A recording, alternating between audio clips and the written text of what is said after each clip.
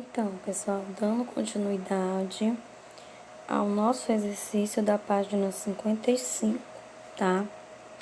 Então, na página 55, a gente já vai trabalhar a questão 6 até a 11, tá?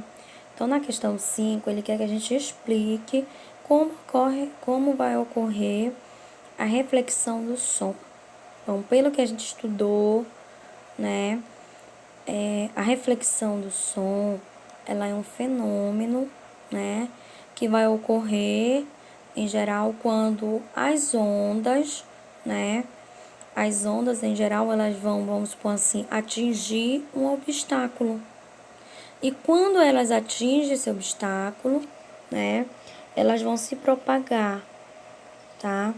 E quando elas se propagam, geralmente, não vamos ter a alteração de velocidade, tá bom? Então, ficaria desse jeito. A reflexão do som, né, ela ocorre, ela é um fenômeno, sim, tá? Ela ocorre através de um fenômeno, né, de que quando as ondas, elas atingirem um obstáculo, elas vão ter que se propagar. E aí, nessa propagação, não vai ter alteração de velocidade, tá bom? Vocês coloquem aí. Na sexta, ele fala assim, qual ou quais grandeza ou grandezas, né, física ou físicas permanece ou permanecem constante ou constantes, né, quando ocorre uma reflexão. Então, em geral, se houver mais de uma grandeza, a gente fala, tá? Então, a gente vai dizer nessa, em geral, que essas grandezas físicas, né, que são as grandezas físicas em geral, elas permanecem constantes. Quais são elas, então? É frequência, tá? É comprimento de onda e velocidade. O que vai acontecer com essas grandezas em geral? Elas vão permanecer constantes quando ocorrer uma reflexão, tá bom? Que a gente trabalhou isso lá, tá? Em ondulatório. Na sétima, ele fala assim, se a velocidade do som, né? Essa aqui é a sétima. Se a velocidade do som no ar, se a velocidade, novamente, tá, gente? Se a velocidade do som no ar é de 340 metros por segundo e a distância entre a fonte e o anteparo é de 68 metros, poderá ocorrer eco caso uma pessoa esteja ao lado da fonte emissora da onda sonora. Então, é uma pergunta, vou refazer de novo, tá? Se a velocidade do som no ar é de 340 metros por segundo e a distância entre a fonte e o anteparo é de 68 metros, poderá ocorrer eco em caso que uma pessoa esteja ao lado da fonte emissora da onda sonora, para a gente explicar através dos cálculos, tá? Então, em geral, a gente vai explicar, a gente vai dizer o seguinte, lembra daquela parte que a gente falou sobre, daquela parte que a gente falou sobre, vamos supor assim, um conteúdo chamado de reverberação, né? A reverberação em geral, né? Vamos supor assim,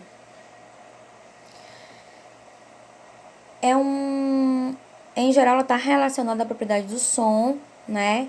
Então, ela está relacionada à questão da propriedade do som em relação à reflexão. Em relação à reflexão, né? E a questão do ambiente também, tá? Aí nós falamos que, em geral, quando o som ele é emitido, né?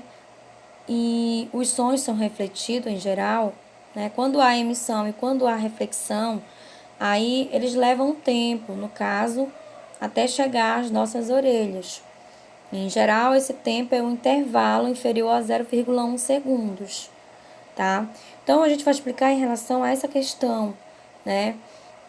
Quando a gente está em um ambiente fechado, né? As ondas em geral, as ondas sonoras, elas refletem na parede, tá?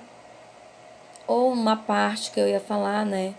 De algum lugar, tá?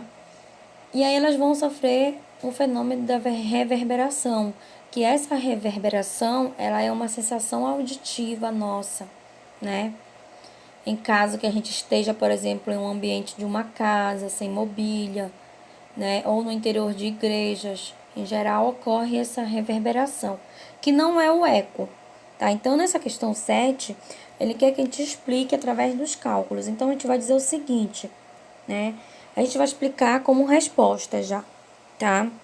A gente vai dizer que como a nossa orelha, em geral, ela vai captar dois sons diferentes, tá? Nesse intervalo mínimo, por exemplo, que é 0,1, como eu falei para vocês, né?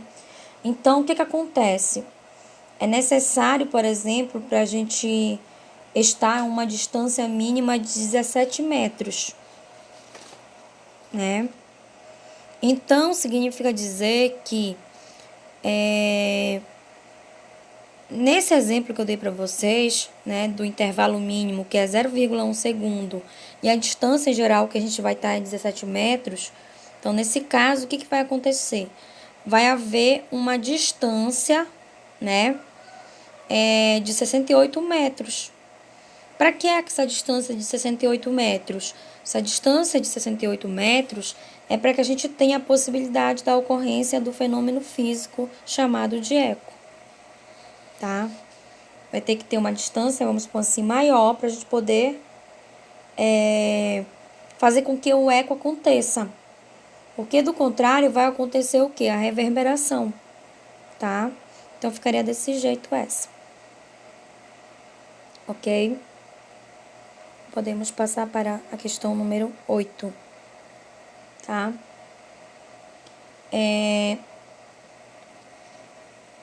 Na questão 8, ele fala assim: por que no interior de uma sala vazia é possível haver reverberação? Mas com mobília e cortinas esse fenômeno não é tão perceptível. É que vocês poderiam estar perguntando tanto na explicação quanto, mas no exercício ela já veio, né? A perguntar, que é essa questão aqui. Deixa eu ver se eu busco ela. É a questão 8 essa, tá? Então, por que no interior de uma sala vazia é possível haver reverberação, mas com mobília e cortinas, né? Esse fenômeno em geral da reverberação, ela não é tão percebida, ou seja, perceptível, tá? Então, a gente explica o seguinte, como eu já expliquei ainda há pouco para vocês sobre a reverberação, que ela é uma sensação auditiva que a gente tem, né? A gente explica que, em geral, o que acontece? Né? Numa sala vazia, o som que vai ser emitido, ele vai ser refletido nas paredes. Como a gente tem a imagem também, que a gente falou na página 53 sobre a reverberação, tá? Então, esse som, já como resposta, tá, gente? Por que acontece isso? Porque, em geral, em uma sala vazia, o som, na verdade, ele é emitido e ele vai sofrer o quê? Uma reflexão nas paredes. E essa reflexão, ela vai provocar o quê? A reverberação, tá?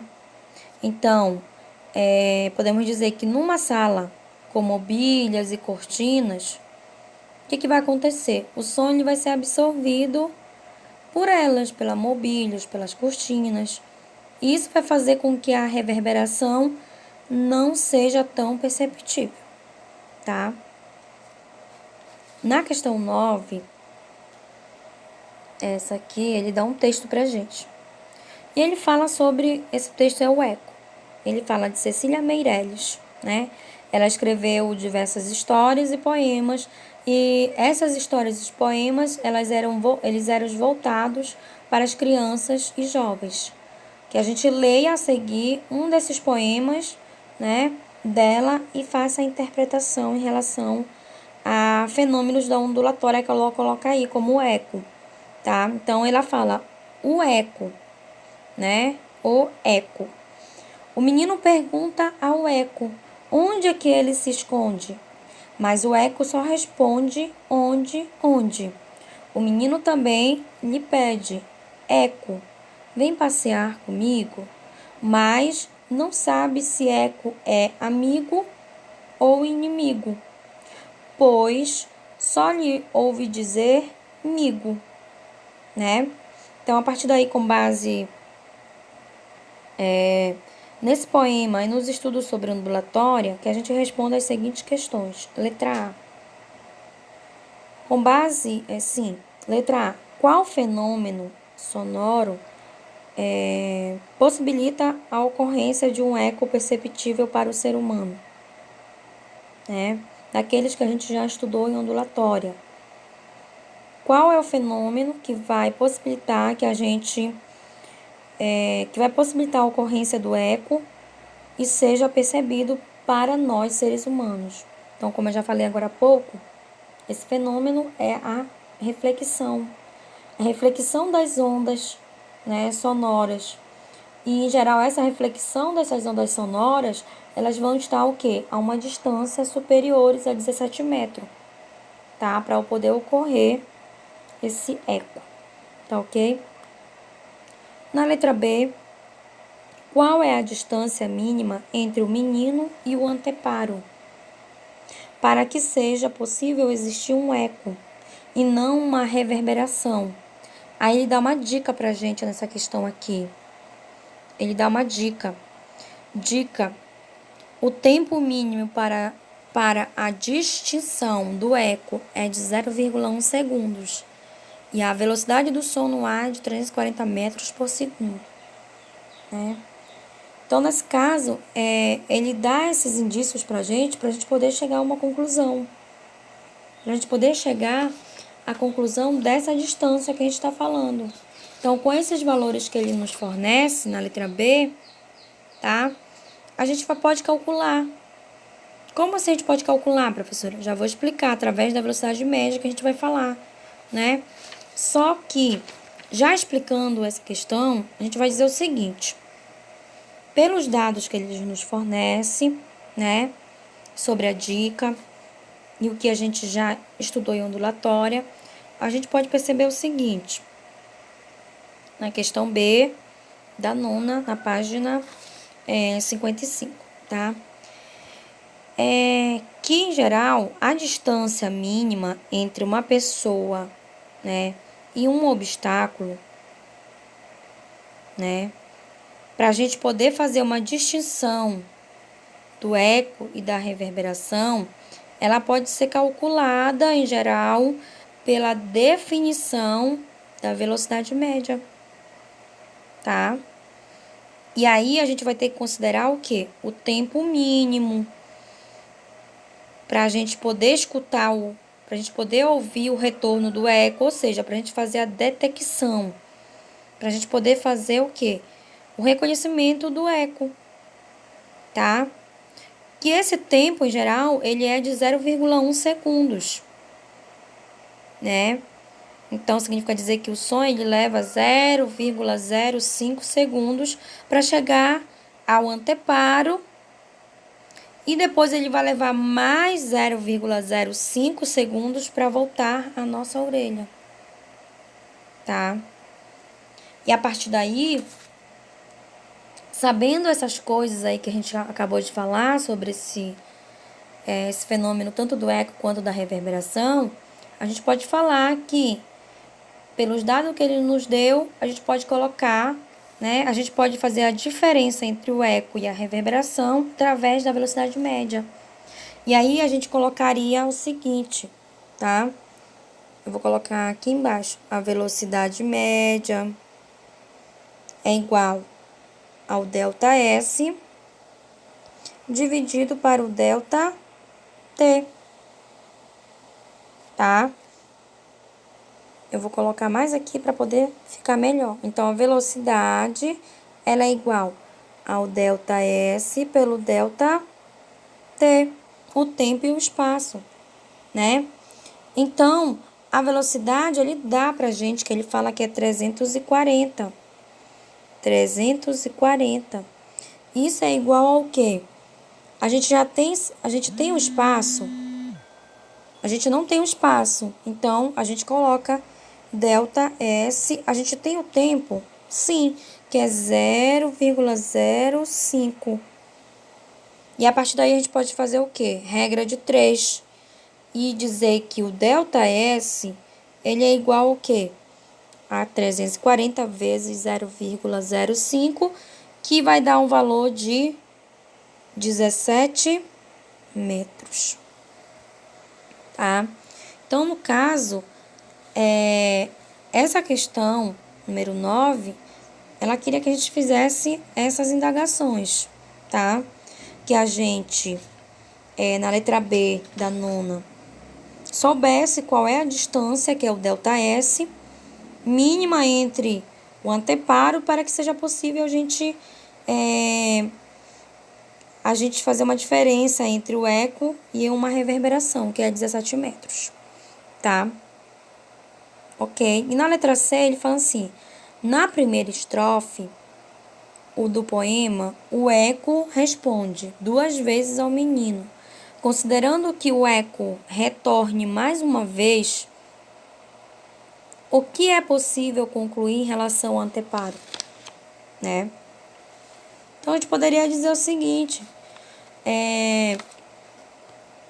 que, em geral, para que esse som ele seja refletido e retorne mais uma vez, o que vai ter que existir?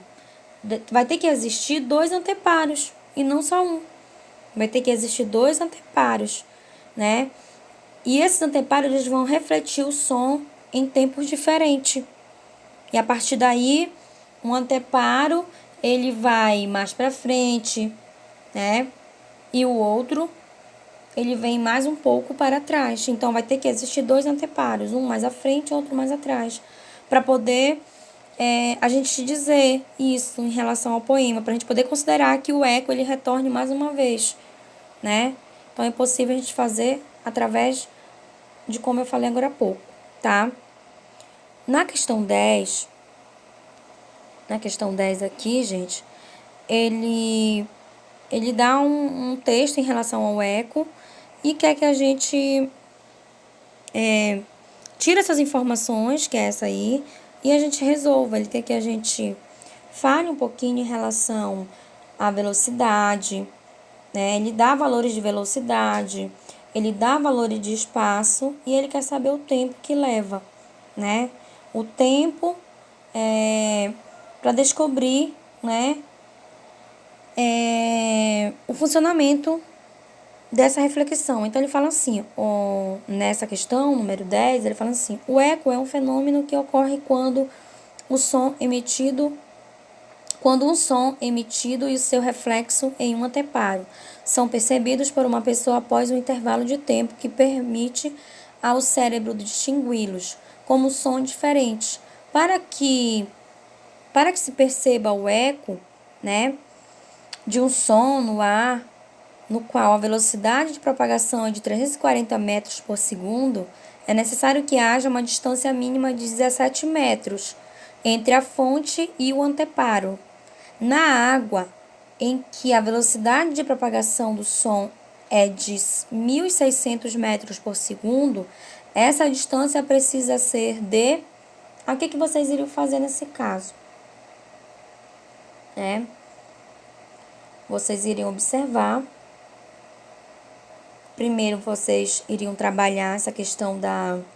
Primeiro, nós vamos precisar descobrir esse tempo necessário, né, para escutar o eco. Então, através disso, a gente vai jogar na fórmula da velocidade. Então, precisamos descobrir o tempo. Então, lembrando que a questão 10, como é que ficaria? Então, primeiro, vamos descobrir o tempo. A velocidade é igual ao ΔS sobre o ΔT. E já sabemos, né, nesse caso aqui, que substituindo essa equação aqui, temos o valor da velocidade 340. Isso é igual ao quê? O ΔS, que é quanto? É 17 mais 17, tá? Dividido para ΔT. Meio pelos extremos. O que a gente vai ter? A gente vai ter em geral que ΔT é igual a quanto? A 0,1 segundos. Ou seja, vai ficar 340 ΔT, 17 com 17 dá 34, tá? Aí ficaria 34 dividido para 340, que daria 0,1 segundos, tá? Aí depois que a gente fizesse tudo isso aí, né? O que a gente iria fazer? A gente iria se utilizar desse tempo, né? Esse tempo que a gente achou aqui, o ΔT. A gente iria se utilizar desse tempo para quê? Justamente para descobrir o espaço, né? Nós iremos utilizar, nesse caso, esse tempo, que é 0,1 segundos, né? Para poder descobrir a distância de ida e volta, né? Para escutar aquele eco na água, tá? Então, como é que ficaria?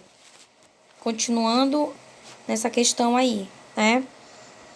A velocidade é igual ao ΔS sobre o ΔT. Tá, gente? Esse T lá é minúsculo, tá? Eu coloquei ainda pouco maiúsculo, mas é minúsculo. Isso é igual, então, melhor dizendo, diríamos o quê? Quanto é a velocidade que ele deu pra gente? A velocidade de propagação do som, né? Na água. Então, na água, o som tem uma velocidade de propagação que é 1.600, né? Então, no lugar desse Vzinho aqui, a gente já colocaria 1.600, tá? E colocaríamos o que mais? Continuando, né? Isso é igual... Quanto é o ΔS? A gente já sabe? Sim, né? Sim ou não? Ainda não. Só sabemos o ΔT. Então, ΔS dividido para quê? 0,1. E aí, então, a gente faria o quê? Meio pelos extremos novamente. Aí, teríamos que ΔS é igual a 1.600 vezes 0,1, que daria 160 metros. Tá? 160 metros. Então, nesse caso, a gente poderia dizer que a distância do emissor, aquele que vai falar, no caso, que vai programar o eco dele, para o outro que vai escutar, o receptor, ela seria a metade da distância que a gente encontrou. Então, quanto é a metade de 160? É 80 metros. Então, 80 metros seria o que? A nossa resposta, tá? E a partir daí seria essa a questão 10, tá? Na questão número 11, ele fala assim, o sonar... Deixa eu buscar a questão número 11 aqui, é essa aqui. O sonar, ele é um dispositivo capaz de detectar ou localizar objetos submersos ou de identificar a topografia marinha. Seu funcionamento, ele é baseado na reflexão das ondas, né? Essas ondas sonoras. E na medida do intervalo de tempo entre a emissão da onda e da sua recepção. Um radar, ele emite na água uma onda sonora que se movimenta com velocidade de 1.434 metros por segundo. Então, a onda, em geral, ela vai retornar ao radar, ele fala aqui, após 0,2 segundos. Então, nesse caso, qual é a distância entre o anteparo e o radar?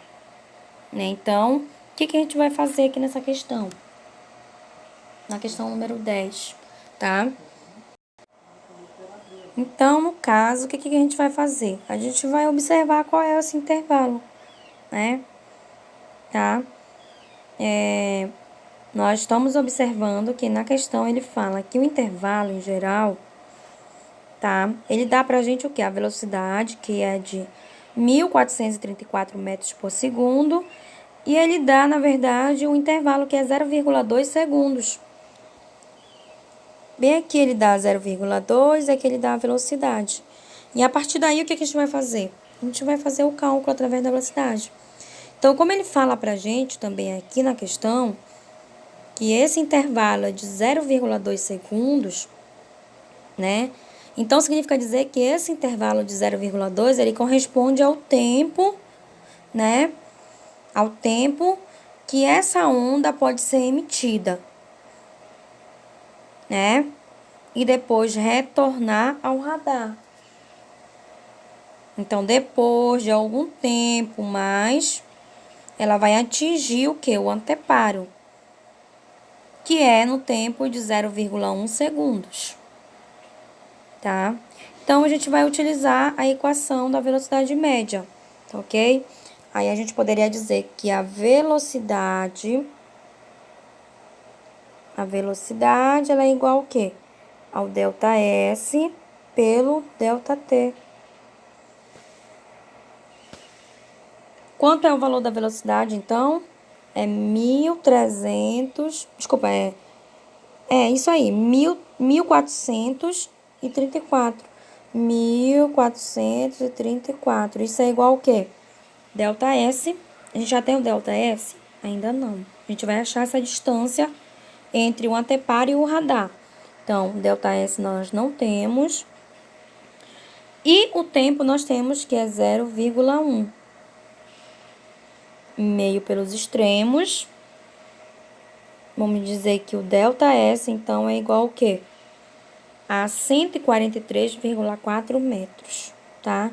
Então, o ΔS é igual a 143,4 metros, tá? Lembrem lá, porque eu coloquei o ΔT 0,1. Como eu expliquei para vocês, o intervalo é de 0,2 segundos. Que intervalo, professora? O intervalo onde a onda ela vai retornar ao radar após esse intervalo, tá? Então, o intervalo 0,2 ele corresponde ao tempo, né? Para quê? Para que a onda seja emitida e retorne ao radar, né? Mas em seguida, né, nós vamos observar que o tempo para atingir o anteparo, ele é de 0,1 segundos. Então, no total, é 0,1 de 1 que ela sai e retorna a 0,1, que vai dar 0,2 no total, tá? Ok, gente? Então, esse seria o quê?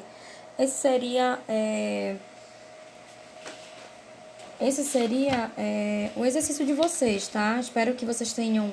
Alguns alunos me mandaram a correção, tá tudo ok. Outros tiveram dificuldade, né? Então, eu estou enviando também até por conta da dificuldade com a internet. Como eu falei pra vocês, a maioria dos alunos estão sem internet. Até mesmo a online agora à tarde deu... Como vocês falam assim, tá bugado, né? Não tá funcionando legal. E espero que vocês tenham entendido. Qualquer coisa, eu estarei aqui no meu PV, tá? E ainda hoje eu estarei enviando a continuação da nossa aula, tá? Para vocês assistirem em outra hora, em outro tempo, tá ok? Ok? Então tá ok. Boa tarde a vocês. E qualquer coisa a tia está disponível aqui, pelo menos pelos dados móveis, tá?